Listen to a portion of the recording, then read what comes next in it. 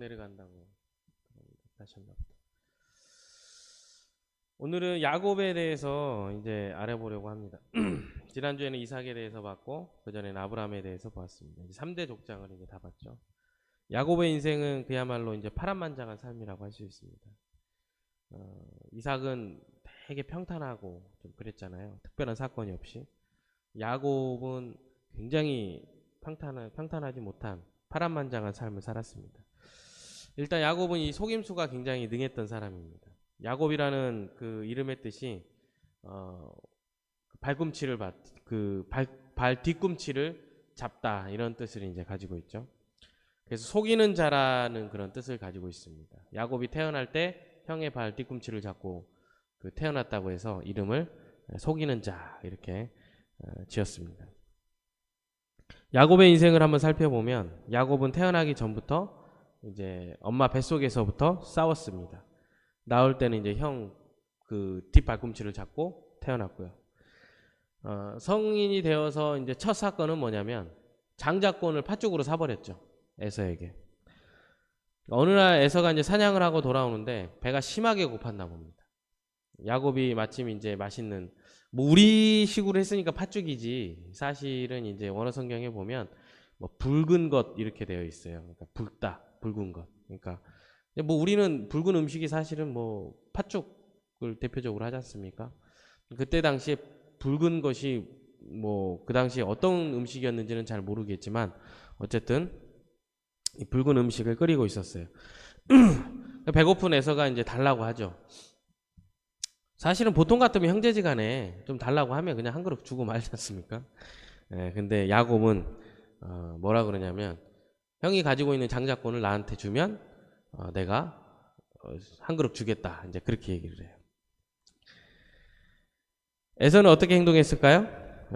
야, 내가 배고파 죽겠는데 이깟 보이지도 않는 이 장자권이 뭐냐? 너 가져라. 그러고 팥죽 한 그릇에 그걸 아무렇지도 않게 이제 팔아버렸죠. 그리고 자기는 어차피 장자지 않습니까? 그잖아요. 장자권 준다고 해서 자기가 장자가 아닐 것도 없지 않습니까? 그러니까 그거를 이제 덥석 이제 팔아버린 겁니다. 야곱은 장자권을 팥죽으로 구매를 하게 되는 상황이고요. 시간이 흘렀습니다. 이삭이 죽을 때가 된 줄 알고 자녀들을 축복하려고 합니다. 그 중에 특히 이제 에서에게 이제 장자이기도 하고 하니까 축복을 이제 아예 몰빵을 주려고 했었죠. 그런데 이 사실을 알게 된 리브가는 야곱과 공모를 해서 눈이 어두운 이삭을 속이고 에서가 받아야 할 축복을 야곱이 다 받아가게 합니다. 이 사실을 알게 된 에서는 이제 야곱을 죽이려고 해요. 형제지간에도 이제 얼마나 또 형제지간에는 사실은 한 다리 건너는 게 또 말리라고 하지 않습니까? 그죠? 그런 말 있죠. 한 다리 건너는 게 말리라고. 그래서 이제 죽이려고 합니다. 자기를 죽이려고 하는 에서를 피해서 이제 야곱은 이제 도망가게 되죠. 고향을 떠나서 외삼촌 라반에게 갑니다. 당시에는 아버지의 그런 장자 축복, 아버지의 축복이 영적으로 굉장히 깊은 의미가 있었어요. 그것을 받게 되면 모든 것들을 다 물려받는다. 재산이 문제가 아니라 자기가 하나님으로부터 받을 수 있는 모든 축복을 자기가 다 받는다라는 그런 어떤 영적인 의미가 강하게 있었습니다. 그래서 이제 자기가 에서가 죽이려고 해도 자기는 떠나도 하나님께서 이제 그때부터는 나와 함께 하신다라는 그런 어떤 그런 것들이 조금 있었겠죠. 어쨌든 간 도망을 갔죠. 근데 외삼촌은 아주 야곱보다 더 속임수가 더 능했던 사람이에요. 사실 그 피가 그 피였나 봅니다. 보니까 야곱이 그곳에서 이제 제대로 한 방 당하죠. 외삼촌 라반은 딸 2명이 있는데 레아와 한 명은 라헬이었어요. 야곱은 라헬을 더 사랑했습니다. 아마도 이제 라헬이 더 마음에 들었던 것 같아요. 외삼촌은 라헬을 아내로 주겠다고 이야기를 합니다. 야곱을 그러면서 7년간 부려먹어요. 너가 우리 집에서 7년간 열심히 일해가지고 우리 재산 좀 불려주고 열심히 종노릇하면 내가 네가 좋아하는 라헬을 아내로 맞이하게 해줄게. 그렇게 해서 이제 하죠. 야곱이 7년의 시간이 막 순식간에 지나갔다고 했어요. 그러니까 그만큼 라헬을 많이 사랑했던 것 같아요. 7년 뒤에 라반은 야곱에게 신부로 라헬을 주는 것이 아니라 레아를 줍니다. 지금처럼 이렇게 막 밝은 시대가 아니었잖아요. 칠흑 같은 어둠의 시대였잖아요. 빛이 빛이라고는 뭐 달빛 하나밖에 없었지 않습니까? 방 안에 이제 둘이 있을 때 그 언니를 넣어줬는데 이 야곱이 그걸 모를 정도로 이렇게 어두웠었나 봐요. 어쨌든 간에 그 야곱은 이제 라헬 대신에 레아를 먼저 아내로 얻게 되죠. 야곱이 속은 겁니다. 그리고 아침에 깨어보니까 자기가 사랑했던 라헬이 아닌 거예요. 그게 이제 다시 또 외삼촌이 제안을 합니다. 어떻게 동생이 언니보다 먼저 갈 수 있겠냐. 네가 7년만 더 열심히 일하면 내가 이번에는 라헬을 다시 아내로 주겠다. 그렇게 얘기를 해요. 그래서 7년을 더 열심히 일합니다. 결국 이제 라헬을 신부로 맞이합니다. 그렇게 해서 무려 20년 동안 그 야곱은 이제 외삼촌한테 어떻게 보면 착취를 당하게 되는 거죠. 20년이나 이제 속은 것이. 그리고 나서 외삼촌을 떠나서 이제 고향으로 돌아와 형과 화해를 했는데 형을 따라서 이제 돌아가지 않고 괜히 이제 또 세겜으로 가게 됩니다. 이제 그곳에서 이제 정착을 해서 세겜에서는 이제 좀 안 좋은 일을 당하게 되죠. 그의 딸 디나가 세겜 족장 하몰에게 이제 성폭행을 당하게 됩니다. 그래서 이제 세겜 족과 이제 싸움이 붙어가지고 이제 아들들이 그 야곱의 아들들이 할례를 하라 그래가지고 그 아픈 틈을 타가지고 남자들 다 죽여버리는 비극적인 일들이 이제 일어나게 되죠. 어쨌든 간에 그 가족끼리 어쨌든 간에 두 족장 가족끼리 진짜 뭐 어쨌든 피 튀기는 일이 있었죠. 또 이런 일도 있었습니다. 야곱은 아들들을 많이 낳았는데 특히 요셉이라는 아들을 굉장히 예뻐했어요. 많이 편애했습니다. 그래서 형들의 시기로 해서 요셉이 죽은 줄로 알고 살게 됩니다. 원래는 살았지만 야곱은 이제 자기가 가장 사랑했던 아들이 죽은 줄 알고 얼마나 그 마음에 묻으면서 그 험한 세월을 살았겠습니까? 사실 그 부모는 자식은 부모가 죽으면 땅에 묻지만 자식이 죽으면 가슴에 묻는다고 하잖아요. 그러니까 특히나 엄청나게 사랑했던 그 요셉이 죽은 줄 알았는데 얼마나 그 힘든 세월을 살았겠습니까? 물론 이제 나중에 성공해서 요셉이 돌아오긴 합니다. 하지만 그 기간 동안에는 마음고생을 하면서 평생을 살았습니다. 이렇게 보니까 참 야곱이 힘든 삶을 살았다는 게 보입니다. 그래서 나중에 바로 앞에 섰을 때 야곱이 뭐라 그러냐면 내가 다른 어떤 그 조상들보다 내가 참 험한 세월을 살았다. 그렇게 이제 이야기를 해요. 그러니까 야곱의 인생은 처음부터 굉장히 험한 세월을 산 거예요. 일단은 형을 속여서 도망갔을 때부터 험한 세월이 예비가 되어 있어요. 그리고 그 외삼촌 집에 가서 결혼을 거기서 물론 두 아내를 얻고 뭐 이렇게 하기는 했지만 그래도 외삼촌한테 속아가지고 20번이나 속았다고 나오거든요. 그러니까 20년 동안 상당히 많이 거기서 속으면서 착취를 당하기도 하고 고생을 했었습니다. 그러면서 어쨌든 그렇게 고생을 하긴 했지만 야곱은 하나님의 손길로 또 다듬어진 사람이기도 합니다. 형을 피해서 도망갈 때 베델에서 하나님의 그 사닥다리를 보게 되죠. 천사들이 오르락내리락 하는 그런 사닥다리를 또 보기도 합니다. 또 하나님의 천사가 어쨌든 하나님의 천사 그걸 보기도 하고 또 하나님의 약속의 말씀을 거기서 이제 듣기도 하죠. 또 시간이 많이 흐른 후에 고향에 돌아올 때 야복강 아래 만나가 야복강에서 천사와 신음을 하기도 합니다. 그때 이제 환도뼈를 두들겨 맞아가지고 평생 이제 저른발이 상태가 되기도 했죠. 그리고 다시 베델로 와서 하나님을 만나 땅에 대한 약속을 받기도 했습니다. 그러니까 야곱은 하나님을 만나도 굉장히 힘들게 만났고 또 어렵고 험한 과정을 통해서 하나님께서 야곱을 다듬기도 했습니다. 오늘 히브리서는 그런 야곱의 많은 일생 중에서 어떤 거를 이야기하고 있냐면 요셉의 아들을 축복하는 장면을 기록하고 있어요. 이 이야기는 창세기 48장에 이제 기록이 되어 있습니다. 오늘 48장의 이야기를 같이 보면서 내용을 한번 보도록 하겠습니다. 48장에 보면 야곱이 나이가 많아서 이제 병이 났어요. 그래서 요셉이 이제 이집트에서 낳은 두 아들 므낫세와 에브라임을 데리고 문병으로 옵니다. 야곱이 손주를 보려고 힘을 내서 이제 자리에 앉죠. 이제 거의 다 뭐 수명이 이제 끊어져 가고 기운이 없어가지고 이제 눈만 감고 있는 그런 상황인데, 두 손주를 이제 보기 위해서 주변의 도움을 받아서 마지막 힘을 짜내서 이제 자리에 앉게 되죠. 그리고 요셉에게 이야기를 하는데, 제일 처음에 요셉에게 하는 말이 베델에서 만난 하나님에 대하여 하나님의 약속에 대해서 이야기를 합니다.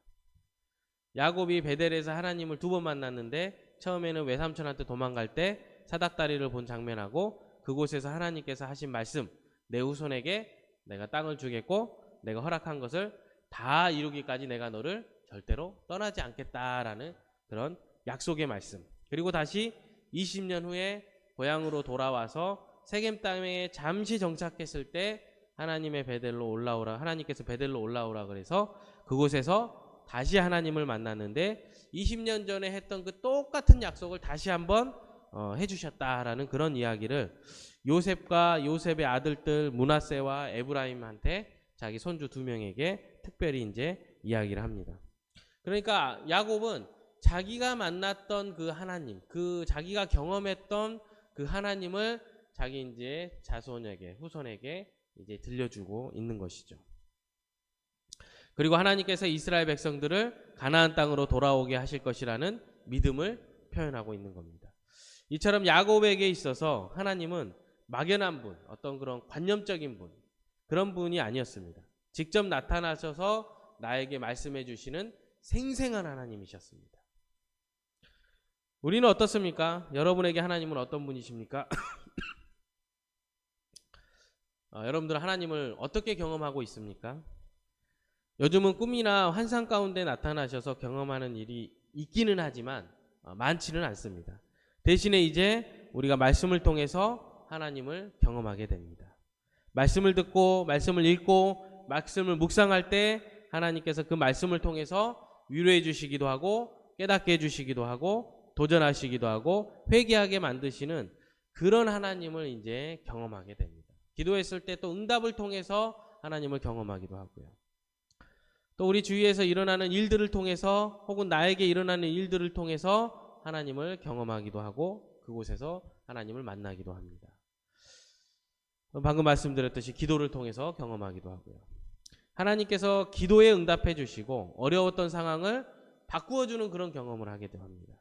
다른 사람들이 응답받는 이야기나 변화되는 모습을 보면서 하나님 살아계심을 우리가 또 경험하기도 합니다.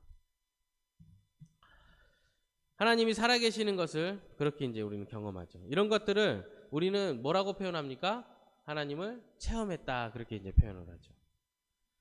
이런 체험을 통해서 우리가 하나님을 더 생생하게 만나고 하나님에 대한 믿음이 더 깊어지는 겁니다.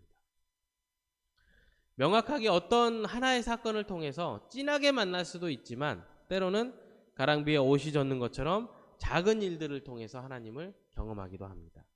소낙비 같은 하나님의 은혜를 경험하기도 하고 가랑비 같은 하나님의 은혜를 경험하면서 하나님에 대한 믿음이 우리가 더욱더 굳건해지는 것이죠. 하나님은 다양한 방법으로 우리에게 이제 말씀을 하시고 우리를 통해서 역사하시고 하나님의 일하심을 우리에게 보여주시는 겁니다. 여러분, 우리들도 살아계신 하나님을 많이 경험하시기를 바랍니다. 하나님이 살아계시며 우리를 사랑하신다는 것, 그리고 하나님께서 이 역사를 주관하고 계시다는 것을 생생하게 경험하고 우리의 자녀들에게 하나님과의 추억을 많이 이야기해 줄 수 있게 되기를 주님의 이름으로 축복합니다. 여러분, 우리가 인생의 마지막에 이런 이야기들을 자녀들에게 해줄 수 있다면 그 마지막이 얼마나 멋있겠습니까? 손주들에게 탁 앉혀놓고 이 아빠가, 이 할아버지가, 이 할머니가, 이 엄마가 내가 하나님을 이렇게 만났었다. 나에게 이런 일들을 하셨다. 내가 그때 하나님의 말씀을 통해서 내 삶이 이렇게 바뀌었다. 이런 이야기들을 마지막에 나눌 수 있다면, 자녀들과 우리 후손들과 그런 이야기들을 나눌 수만 있다면 얼마나 영광스러운 자리고 얼마나 복된 자리고 얼마나 은혜가 넘치는 그런 자리이겠습니까? 여러분, 그러기 위해서는 하나님과의 추억들이 우리 안에 많이 쌓여 있어야 돼요. 물론 부족한 우리가 하나님을 진하게 엄청나게 경험을 뭐 못할 수도 있겠지만 그래도 말씀 가운데 우리를 깨닫게 하시는 하나님의 그 은혜들을 사모하면서 하나님과의 추억을 하나씩 하나씩 쌓아가는 겁니다. 지금부터라도 쌓아가도 얼마나 많은 경험을 할 수가 있겠습니까? 얼마나 많은 이야기들을 자녀들에게 해줄 수가 있겠습니까? 저는 그런 경험들이 너무나도 중요하다고 생각을 해요. 하나님을 경험하는 거. 하나님을 경험하지 못하기 때문에 믿음이 약해지는 거거든요, 사실. 하나님을 경험하면 경험할수록 그 믿음이 굳건해지고 하나님에 대한 신뢰가 더 커져가는 거거든요. 그러기 위해서는 우리는 기도와 말씀은 필수가 되는 것이죠. 꼭 해야 되는 것입니다. 그리고 마지막 때가 다 되었을 때 자녀들 다 앉혀놓고 내가 만난 하나님은 이랬다라고 자녀들에게 마지막에 그렇게 이야기하고 하나님 곁으로 가는 거. 그게 가장 멋진 인생 아니겠습니까? 우리 인생에 있어서.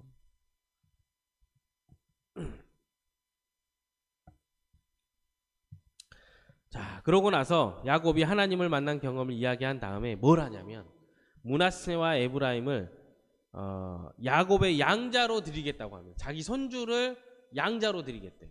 2명의 손주를 양자로 드리겠답니다. 야곱이 조금 어떻게 보면 이상한 일을 하는 거예요.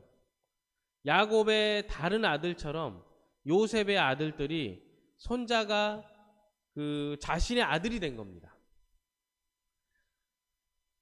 여러분, 야곱이 아들이 된다는 이야기는 야곱의 아들로 된다는 이야기는 나중에 땅을 그 분배받을 때 결국에는 요셉이 2 몫을 받는 거예요. 그죠? 2 몫을 받는 겁니다. 그러니까 장자권이 요셉에게로 넘어갔다는 것을 여기서 보여주는 거예요. 그래서 이스라엘 12지파를 이야기할 때 때로는 요셉 지파라고 하면서 에브라임 지파, 므낫세 지파 합쳐서 이야기하기도 하고 보통은 그냥 에브라임 지파, 므낫세 지파 따로따로 이야기하는 겁니다. 그리고 에브라임 지파가 유다 지파와 더불어서 이스라엘 전체를 이끌어가는 아주 강대한 지파가 됩니다. 그런데 여기서 므낫세와 에브라임이 이스라엘 지파에 들어가면 조금 이상한 지점이 있습니다. 왜요? 므낫세와 에브라임의 엄마가 이집트 사람이거든요. 이집트 제사장의 딸입니다. 사실 이스라엘 같은 경우에는 그 결혼도 자기 민족하고 하잖아요. 그래서 아브라함이 이삭의 아내를 찾으러 갈 때 그 먼 길을 떠나서 아주 갔지 않습니까? 리브가를 찾으려고 그 먼 길을 떠나서 엘리에셀이 가서 데리고 오지 않습니까? 근데 순수 혈통이 아닌 이집트 그 혈통의 자녀가 이제 이스라엘의 12지파에 들어오게 되는 거죠. 그러니까 이스라엘이 어떻게 보면 순수 혈통이 아닌 거예요. 순수 혈통이 아닙니다. 이것은 이미 이스라엘 혈통에 처음부터 이방인의 피가 섞여 있는 겁니다. 이건 사람들의 생각을 뛰어넘는 거예요. 하나님의 백성의 혈통이 아니라 하나님의 은혜와 선택으로 이루어진다는 것을 이때 이미 보여주는 겁니다. 나중에 모세가 이집트를 탈출했을 때 있잖아요. 그때 이스라엘 민족을 데리고 나가는 거잖아요. 그때 순수 이스라엘 혈통만 나간 게 아니에요. 거기에는 구스 사람도 있었지 않습니까? 나중에 그 모세가 취한 여자. 거기는 약간 흑인 계열이거든요. 그러니까 거기에는 어떻게 보면 거기 짬뽕된 민족이 섞여 있는 거예요. 짬뽕 돼가지고 탈출한 겁니다. 이스라엘 순수 혈통이 간 게 아니라. 그러니까 그때도 하나님이 택한 사람들이 이스라엘 백성이었던 거예요. 이해가 가시나요? 그러니까 하나님의 은혜와 선택으로 이루어진다는 것을 우리는 알아야 되는 것이에요. 그런데 유대인들이 잘못 생각했던 거죠, 지금까지. 자기의 어떤 선민의식을 따라서 자기의 혈통을 중요하게 생각하고 이방인들을 지옥의 땔감으로 생각하면서 멸시하는 모습을 가졌단 말이에요. 그래서 사마리아 사람들은 순수 이스라엘이 아니라 너네는 이방인들과 피가 섞였으니까 너네는 아주 잡스러운 족속이야. 그러면서 말도 안 섞고 오히려 막 돌아가고 마주치지도 않고 상종도 안 했다고 하지 않습니까? 근데 사실 이스라엘의 지금 이제 창세기에 보니까 이집트 피가 섞인 어떻게 보면 순수 혈통이 아닌 그 지파가 두 지파가 있었던 것이죠. 그러니까 순수 혈통이 아니었던 겁니다. 이스라엘도 어떻게 보면. 우리나라도 단일민족 신화가 있잖아요. 그죠? 우리나라도 이게 되게 강해요. 단일민족이라는 그 민족성이 굉장히 강합니다. 우리도 사실 여러 가지 피가 섞여서 여러 가지 피가 섞여 있기 때문에 단일민족이 아닌데, 그럼에도 불구하고 단일민족이라는 어떤 생각을 가지고 있기 때문에 우리도 사실 외국인에 대한 어떤 그런 그 뭐라 그러죠? 무시하는 그런 것들이 되게 있어요. 그래서 외국인 노동자들, 특히 못 사는 나라에서 온 사람들을 무시하고 멸시하고 하는 그런 잘못된 태도가 있는 것입니다. 그러니까 이스라엘 사람들도 12지파의 대표적인 에브라임과 또 므낫세 지파는 이집트 혈통이 섞여 있는데도 이방인들을 멸시하는 것은 그들이 얼마나 편협한 세계관을 가지고 살았는가를 보여주고 있는 것입니다. 이에 대해서 요한복음에서는 정확하게 이야기합니다. 요한복음 1장 12, 13절에 한번 볼까요? 주보 보면 나와 있어요. 다 같이 읽겠습니다. 시작. 영접하는 자, 곧 그 이름을 믿는 자들에게는 하나님의 자녀가 되는 권세를 주셨으니 이는 혈통으로나 육정으로나 사람의 뜻으로 나지 아니하고 오직 하나님께로부터 난 자들이라. 아멘. 하나님의 자녀가 되는 권세를 누구에게 주셨다고요? 영접하는 자. 영접한다라는 것이 어떤 겁니까? 예수의 이름을 믿는 자. 그리고 정확하게 뭐냐면 혈통에서 시작된 것이 아니다. 그러니까 내가 믿는 가문에서 태어났다고 해서 꼭 하나님의 것이 아니라는 겁니다. 하나님의 자녀라는 것이 아니라는 거예요. 목사님의 아들이라고 해서 하나님의 자녀가 되는 것 절대로 아닌 것입니다. 장로님의 아들이라고 해서 하나님의 자녀가 되는 것 절대로 아니에요. 권사님의 자녀가 됐다고 해서 하나님의 자녀가 되는 것 아닙니다. 그렇게 된다고 해서 그리스도인이 되는 것이 아니라는 것이에요.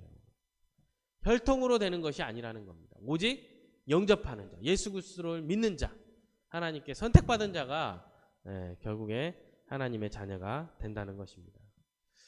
그렇게 요한복음에서 이미 예수님을 통해서 믿음을 가진 자들이 하나님의 자녀가 된다고 선언하고 있고, 이 복음이 예루살렘을 넘어서 사마리아와 땅끝까지 이르게 된 것입니다.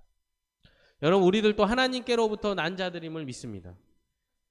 양자의 영이 성령 하나님을 받았기 때문에 예수님처럼 하나님을 아버지라고 부르고 담대하게 나아갈 수가 있습니다. 우리 아픔과 슬픔을 하나님께 다 아뢰 수가 있는 것입니다. 하나님께서 주시는 능력을 받을 수가 있습니다. 그리고 마지막 날 하나님의 영광스러운 잔치에 참여하는 약속을 받게 되었습니다. 그러니까 우리는 이런 하나님을 찬양하면서 살아야 되는 것이에요. 우리를 자녀 삼아주신 그 하나님, 예수 그리스도를 믿음으로 우리가 하나님의 자녀가 되었다는 그 사실만으로도 우리는 하나님을 찬양해야 되는 것입니다. 므낫세와 에브라임을 축복하는 내용을 한번 보도록 할게요. 어떻게 축복하냐면 창세기 48장 15, 16절입니다. 제가 한번 읽어드릴게요. 좀 기니까. 나의 할아버지 아브라함과 아버지 이삭을 살펴주신 하나님, 내가 태어난 날로부터 오늘에 이르기까지 나의 목자가 되어주신 하나님, 온갖 어려움에서 나를 건져주신 천사께서 이 아이들에게 복을 내려주시기를 빕니다. 나의 이름과 할아버지의 이름 아브라함과 아버지의 이름 이삭이 이 아이들에게서 살아있게 하여 주시기를 빕니다. 이 아이들의 자손이 이 땅에서 크게 불어나게 하여 주시기를 빕니다. 아멘. 야곱이 이렇게 손을 얹고 축복하는 거예요. 하나님에 대해서 세 가지를 이야기합니다. 첫 번째는 할아버지 아브라함과 아버지 이삭을 보살펴 주신 하나님. 두 번째는 내가 태어난 날로부터 오늘까지 나의 목자가 되어주신 하나님. 세 번째는 온갖 어려움에서 나를 건져주신 하나님. 이렇게 세 가지의 하나님에 대해서 이야기합니다. 그러니까 아브라함과 이삭이라는 자기의 조상을 섬기고 역사하시는 하나님인 겁니다.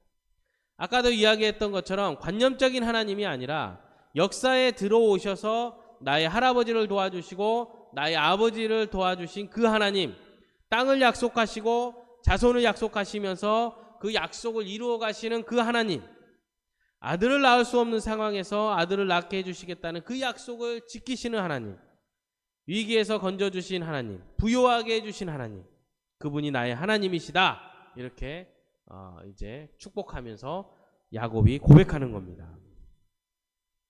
그러면 야곱이 경험한 하나님은 어떤 하나님일까요? 평생을 태어난 날로부터 지금까지 나를 보살펴 주시고 나를 인도해 주시고 나의 목자가 되신 하나님이라고 야곱이 고백하고 있습니다.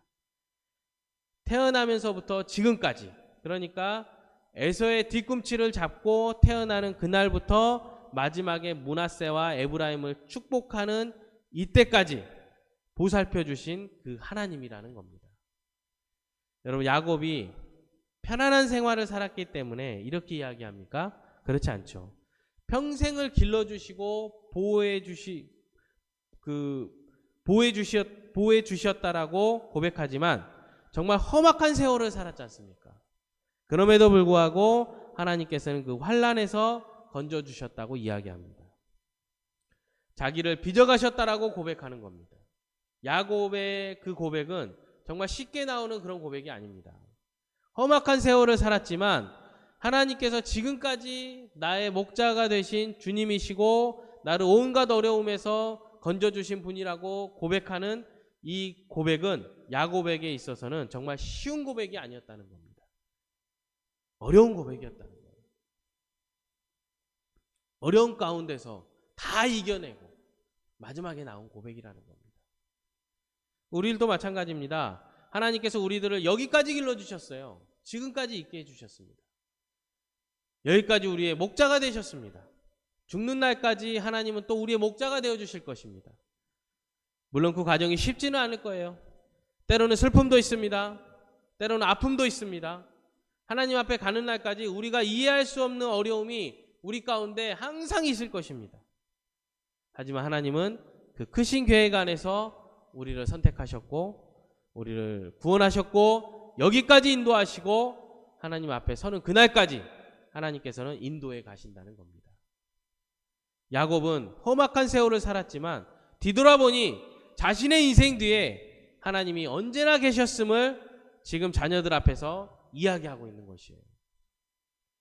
그런 이야기를 한 다음에 야곱이 이제 자녀들을 위해서 축복해 주는 겁니다. 므낫세와 에브라임에 대해서 복을 달라. 하나님 복을 주십시오.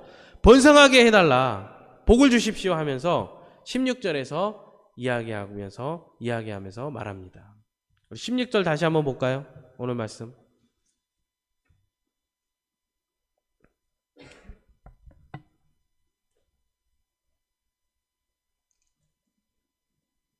아, 21절 죄송합니다. 다 같이 한번 읽겠습니다. 시작. 믿음으로 야곱은 죽을 때에 요셉의 각 아들에게 축복하고 그 지팡이 머리에 의지하여 경배하였으며. 아멘.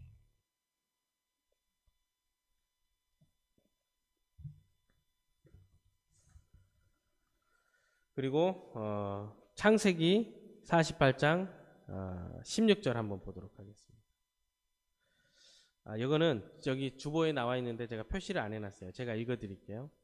나의 이름과 할아버지의 이름, 아브라함과 아버지의 이름 이삭이 이 아이들에게서 살아있게 하여 주시기를 빕니다. 이 아이들의 자손이 이 땅에서 크게 불어나게 하여 주시기를 빕니다. 아멘. 이렇게 축복을 해요. 자녀들에게. 어떤 축복입니까? 자녀들이 아브라함과 이삭과 야곱의 하나님을 경험하게 해달라는 거예요. 결국에는 내가 만난 하나님을 다시 우리 자녀들도 경험했으면 좋겠습니다 하는 마음으로 복을 주는 겁니다. 복을 비는 거예요. 정말 좋은 기도 아닙니까? 여러분이 만난 하나님을 여러분들의 후손이 다시 한번 만나기를 기도하는 거. 이것만큼 좋은 축복 기도가 세상에 어디 있겠습니까? 그렇지 않아요? 번성했으면 좋겠다. 잘 됐으면 좋겠다. 잘 나갔으면 좋겠다. 이게 중요한 게 아닙니다. 내가 만난 그 하나님을 우리 자녀들도 경험하게 해 주십시오. 이 기도만큼 자녀에게 좋은 기도가 세상에 어디 있겠습니까? 할아버지가 경험하고 아버지가 경험하고 내가 경험한 하나님을 우리의 자녀들도 경험하게 해 주십시오. 그리고 조상들만큼 믿음의 사람이 되고 그 약속의 후계가 되게 해달라고 야곱이 지금 하나님 앞에 구하고 있는 겁니다. 여러분, 우리가 자녀들보다 먼저 아브라함과 이삭과 야곱만큼 믿음의 그 사람들이 되기를 축원합니다. 여러분들이 먼저 믿음의 사람이 돼야 돼요. 여러분들이 먼저 하나님을 경험해야 됩니다. 그래야 내가 경험한 하나님에 대해서 자녀들에게 얘기하고 하나님 앞에 기도할 때도 그런 기도하지 않겠습니까? 우리가 먼저, 자녀들보다 먼저 하나님을 깊이 경험해야 되는 거예요. 그리고 우리의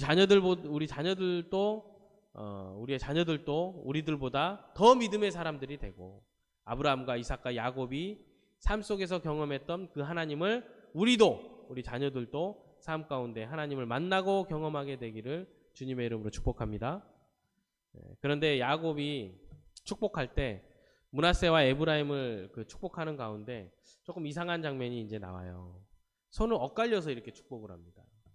그러니까 지금 므낫세가 요셉에게는 이제 장남이고 에브라임이 동생입니다.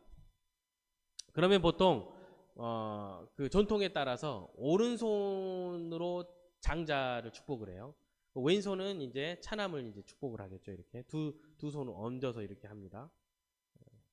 근데 야곱이 어떻게 해야 돼? 이렇게 해야 되는 게 맞는 건데 이렇게 하고 있어요. 이렇게 X자로. 근데 축복할 때 야곱이 요셉이 아이들을 데리고 올 때 아예 이쪽에다가는 이제 므낫세를 앉혀놨을 거예요. 므낫세를. 왜냐면은 아버지가 이제 아무래도 그 거동이 불편하니까 바로 손을 얹어서 딱 축복할 수 있도록 바로 코앞에다가 이렇게 놨겠죠. 에브라임은 또 이쪽에다 세워놨겠죠. 그래서 딱 손을 얹으면 이렇게 요 모양이 되게끔 이렇게 했을 겁니다. 그런데 야곱이 굳이 여기서 이렇게 X자로 했단 말이에요. 요셉이 이거를 좋아하지 않아요. 그래서 요셉이 아버지한테 이야기합니다. 손을 바꿨다고. 므낫세가 장남이니까 아버지 오른손을 므낫세에게 얹혀서 축복해 주십시오. 이렇게 하려고 그러니까 이렇게 바꿔줬어요. 여기가 므낫세가 앉았다고. 여기는 에브라임이 앉았다고. 그리고 요셉도 당연히 자기 장남이 오른손으로 축복받아야 된다고 생각할 거 아닙니까? 그랬더니 야곱이 뭐라 그러냐면 나도 안다. 여기에 므낫세가 앉은 거 나도 알아. 그렇게 얘기를 해요. 야곱이 이때 눈이 어두웠거든요. 잘 안 보였어요. 그러니까 요셉은 야곱이 착각했다고 생각한 것 같아요. 요셉이 아버지 장남한테 오른손을 얹으셔야죠 하면서 손을 다시 바꾸려고 하는데 야곱이 에브라임이라는 것을 나도 안다. 바꾸려고 하니까 알아 나도 안다. 여기 앉은 게 에브라임이고 여기 앉은 게 므낫세라는 거 나도 안다. 그리고 손을 안 바꿉니다. 그러면서 이제 이야기를 하죠. 므낫세라는 걸 안다. 하지만 하나님께서는 에브라임을 더 크게 만들 것이다. 므낫세도 크겠지만 에브라임을 더 크게 쓸 것이라고 야곱이 이야기하는 겁니다. 그리고 실제로 에브라임 지파가 이스라엘 역사에 있어서 므낫세 지파보다 훨씬 큰 지파가 됩니다. 실제로. 남쪽에는 유다 지파가 가장 크고 북쪽에는 에브라임 지파가 힘을 가지는 지파가 됩니다. 그래서 남유다 북이스라엘을 할 때 둘로 갈라지지 않습니까? 남쪽과 북쪽으로 둘이 이제 우리 남북한 갈라지지 않습니까? 남유다 북이스라엘을 이야기를 할 때 대표하는 그 지파가 에브라임 지파가 되는 거예요. 그런데 왜 야곱은 굳이 엇갈려서 축복을 했을까요? 야곱은 이제 하나님이 무엇을 원하는지 분별할 수 있게 된 겁니다. 인간적인 관점에서 보면 장남인 므낫세가 더 축복을 많이 받아야 되지만 그리고 그건 그 당시의 모든 관습이기도 했습니다. 하지만 하나님께서는 에브라임을 더 복을 주시는 것이었어요. 그것을 야곱이 이제는 알았던 거예요. 영적으로 깨어있기 때문에 에브라임을 하나님께서는 원하신다라는 것을 이제 알았던 겁니다. 그래서 손을 굳이 바꿨던 거예요. 누구랑 비교가 됩니까? 이삭이랑 비교되죠. 그렇죠. 이삭이랑 비교되는 거예요. 이삭은 하나님께서 작은 자를 큰 자가 섬기리라. 그러니까 야곱을 에서가 섬길 것이라는 것을 그 이야기를 들었음에도 불구하고 굳이 에서를 더 사랑하는 나머지 에서에게 모든 복을 몰빵하려고 했거든요. 축복을. 그러니까 자기의 어떤 뜻, 세상의 관점에 따라서 장남 또 자기가 더 좋아하는 에서를 축복하려고 했던 것이에요. 분명히 큰 자가 작은 자를 섬기게 된다. 나중에 에서가 야곱을 섬기게 된다라는 것을 들었어요. 과거에 들었단 말이에요. 근데 영적으로 어둡다 보니까 자기가 좋아한 장남, 세상적으로 봐도 강한 장남을 축복하려고 했단 말이에요. 그런데 야곱은 이삭과 다르게 여기서 그러지 않아요. 세상의 관점을 따르는 것이 아니라 하나님께서 에브라임을 앞에 세우셨다는 것을 깨닫고 거기에 축복을 더 해줍니다. 그러니까 야곱이 성숙하게 된 것이에요. 마지막까지. 이전에 야곱은 하나님의 약속을 믿지 못하고 자신의 꾀로 복을 얻어내려고 했던 사람이었어요. 자신의 어떤 지혜, 자신의 어떤 꼼수, 자신의 어떤 속임수를 통해서 복을 쟁취하려고 했던 사람이었습니다. 그런데 야곱이 이제 바뀌게 된 것이에요. 험한 세월을 살면서 바뀌게 된 겁니다.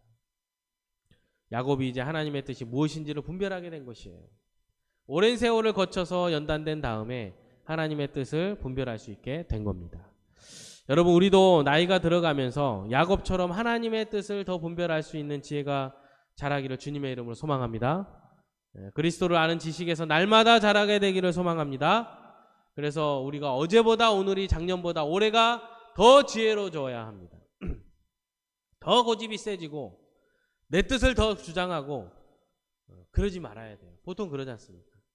그런데 우리가 정말 예수님을 믿고 하나님 앞에서 말씀을 묵상하면서 우리들이 점점 더 온유해지고 점점 더 지혜로워져서 이게 하나님의 뜻이구나라는 것들을 또 우리가 더 배우면서 알게 되고 또 가르쳐 줄 수 있는 그런 사람들이 돼야 된다는 겁니다. 야곱이 그런 모습을 보여준 겁니다. 그리고 그런 모습은 많은 고난을 겪은 다음에 왔습니다. 그래서 우리도 꼭 고난을 겪어야 된다는 것은 아니지만 어떤 많은 경험들을 통해서 하나님과 오랜 세월 동행하는 경험을 통해서 우리도 그런 지혜를 얻게 되었으면 참 좋겠습니다. 하나님과 동행하는 시간이 길어지면 길어질수록 더욱더 지혜로워지고 더욱더 하나님의 뜻을 분별할 수 있게 되기를 주님의 이름으로 간절히 축복합니다. 자, 마지막으로 여기서 한 가지 더 하나님께서 므낫세보다 에브라임을 더 축복하시는 장면을 보면서 우리의 삶에 대해서 한번 생각해 보겠습니다. 하나님께서는 이처럼 우리의 인생과 다르게 움직이실 때가 되게 많은 것 같아요. 그죠? 우리의 예상과 다르게 움직일 때가 되게 많습니다. 우리는 이 일이 어떻게 되면 좋겠습니다. 이 일이 더 잘 됐으면 좋겠습니다. 이 일이 이렇게 되었으면 참 좋겠습니다. 그렇게 말씀드릴 때가 있지만 하나님의 생각이 우리의 인생과 다르게 되어 있는 경우가 많다는 겁니다. 우리의 생각과 다르게 되는 경우가 더 많다는 것이에요. 하나님의 생각이 우리의 생각과 다르게 될 때가 많다는 거예요. 하나님이 다르게 일하시는 겁니다. 우리가 마음속으로 바라고 있던 일들은 이루어지지 않는데 별로 기대도 안 했던 것들을 통해서 때로는 복을 주기도 하고 나는 생각지도 않았던 것인데 그것이 또 이루어지기도 하고 전혀 예상하지 못했던 사람이 막 변화되는 그런 모습을 보기도 합니다. 우리가 장자처럼 여기는 일들이 잘 이루어지지 않고 막내처럼 여겼던 일들이 이루어지기도 합니다. 오른손과 왼손이 바뀌어서 축복했던 것처럼 우리가 더 밀고 있던 일들은 잘 안 되고 우리가 전혀 생각하지 않았던 일들이 더 크게 되는 경우가 많은 것 같아요. 하나님께서는 우리가 무엇을 원하시는지 모르시지 않습니다. 다 알아요. 하나님께서는 나도 너가 원하는 것이 무엇인지 나도 안다. 나도 알아. 야곱처럼 그렇게 얘기하는 거예요. 나도 안다. 우리가 뭔가를 구할 때 그래 그거 나도 안다. 너의 마음을 알고 너가 뭘 원하는지 안다. 그리고 우리의 기도를 가끔씩은 또 때로는 들어주시기도 합니다. 하지만 때로는 우리의 바람과 다르게 하나님의 계획을 이루어 가시기도 합니다. 하나님의 계획이 우리보다 더 크기 때문에 하나님의 지혜가 우리의 지혜보다 더 지혜롭고 크기 때문에 그러므로 우리는 하나님의 은혜를 받을 때에 있어서 전적으로 그분을 신뢰하는 마음을 가져야 돼요. 하나님은 하나님의 뜻에 따라서 행하시면서 우리가 생각하는 것보다 더 지혜로운 방법으로 우리에게 복을 주실 수 있기 때문입니다. 야곱은 이렇게 생애 마지막에 하나님의 뜻에 따라서 에브라임과 므낫세를 축복하고 하나님을 경배하면서 죽음을 준비했습니다. 히브리서 11장 21절에 보니까 믿음으로 야곱은 죽을 때 요셉의 각 아들에게 축복하고 그 지팡이 머리에 의지하여 경배하였으며, 야곱이 침상을 의지해서 지팡이, 여기서 이제 지팡이라는 것은 침상하고 같은 의미인 겁니다. 똑같은 단어예요. 그러니까 침상을 의지했다라고 생각하면 돼요. 그러니까 침상을 의지해서 그 자리에서 죽음을 앞두고 하나님께 경배한 모습을 보여주었다는 겁니다. 그래서 아마도 이제 그 침상이 있으니까 뭐 어떻게 했는지는 잘 모르겠지만 어쨌든 이제 너무 힘이 없어가지고 그것에 이제 이렇게 기대었거나 아니면 이렇게 잡고 있거나 뭐 그런 식으로 했겠죠. 그러면서 요셉에게 내가 죽으면 나를 애굽에 묻지 말고 아브라함과 이삭과 함께 묻어달라고 간절히 부탁을 합니다. 우리도 이와 같은 모습으로 죽음 앞에 서기를 주님의 이름으로 축복합니다. 어떤 모습이요? 믿음으로 하나님께서 나의 평생을 인도하셨다고 고백하는 모습, 그 모습으로 본향을 바라보는 모습, 믿음으로 자녀들을 축복하는 모습, 믿음으로 하나님을 경배하고 찬양하는 모습, 이런 모습으로 죽음을 맞이하고 그런 모습으로 하나님께로 가게 되기를 소망합니다. 이것이 진짜 웰다잉 아니겠습니까? 잘 죽는 것 아니겠습니까? 우리 그리스도인의 그 멋진 죽음 아니겠습니까? 우리가 그렇게 죽음을 잘 맞이하기 위해서는 사실 우리가 오늘을 충실하게 살아야 되겠습니다. 환난 가운데 믿음으로 더욱더 주를 의지하고 본향을 사모하면서 날마다 우리 자녀들을 위해서 기도하고 자녀들을 축복하면서 살아야 할 것입니다. 여러분, 우리가 언제 하나님 앞에 서게 될지는 뭐 잘 모릅니다. 그리고 순서도 오는 데는 순서가 있지만 가는 데는 순서도 없습니다. 우리가 언제 하나님 앞에 서게 되어 하나님께로 떠나가게 될지 우리가 잘 알 수가 없습니다.